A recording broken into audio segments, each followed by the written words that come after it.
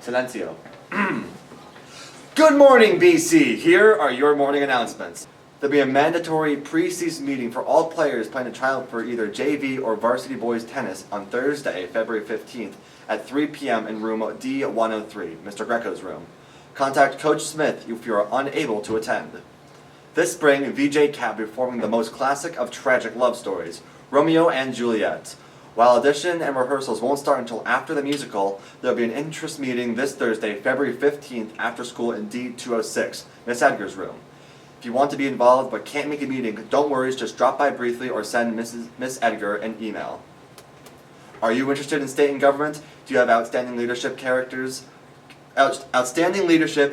qualities, a scholar, or at least 15 years old and are interested in an interview citizenship training program? If you'd answered yes to any of these, then Boys State is for you. If interested, please leave your name and a resume in the counseling center by Friday, March 1st. Boys State will be held Friday, June 28th through Wednesday, July 3rd, 2024 at SUNY Morrisville State College. Please click the link in the description to learn more about Boys State. Thanks, BC, and have an electric day.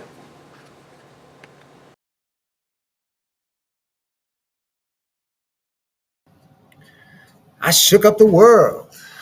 These words were shouted by a brash, cocky 22-year-old who just claimed the world heavyweight boxing title.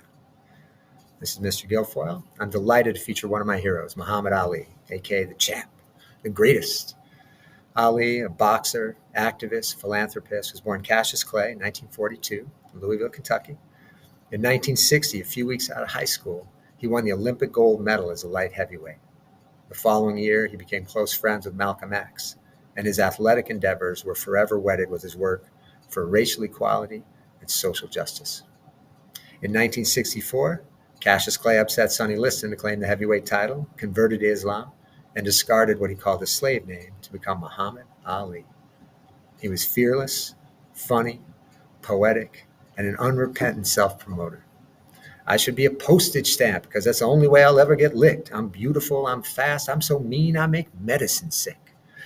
When accused of boasting, he fired back, "It ain't bragging if you can back it up." And he loved to taunt opponents with lines like, "If you even dream of beating me, you better wake up and apologize." In 1967, he was stripped of his title and banned from boxing for refusing to be drafted into the Army during the Vietnam War. He argued that his religion was one of peace, declared himself a conscientious objector, and said, "My principles are more important than the money or the title." He was convicted of draft evasion, but appealed the verdict, and in 1971 he was vindicated when the Supreme Court overturned the conviction in a unanimous decision.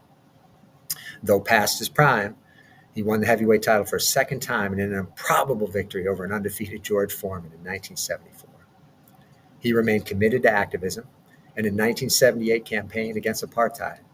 He noted, "I know I got it made while the masses of black people are catching hell, but as long as they ain't free, I ain't free." In that same year, he won the title for an unprecedented third time. The champ was fond of saying, "Service to others is the rent you pay for your room here on earth." One day in 1981, while in Los Angeles, he heard that a young black man was standing on the ledge of a ninth-floor building threatening to kill himself.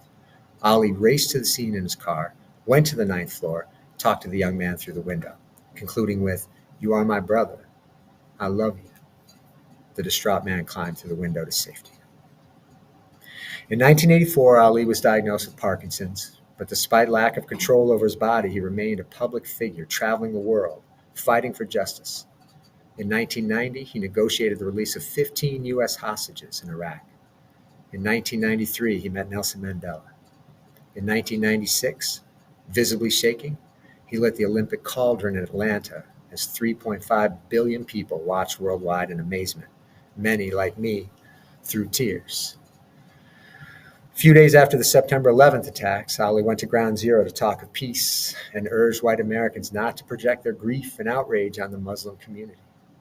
In 2005, he was awarded the Presidential Medal of Honor, the highest civilian honor in the United States.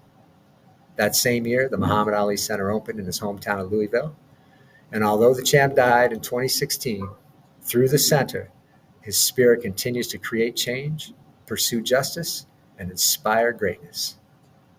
He shook up the world.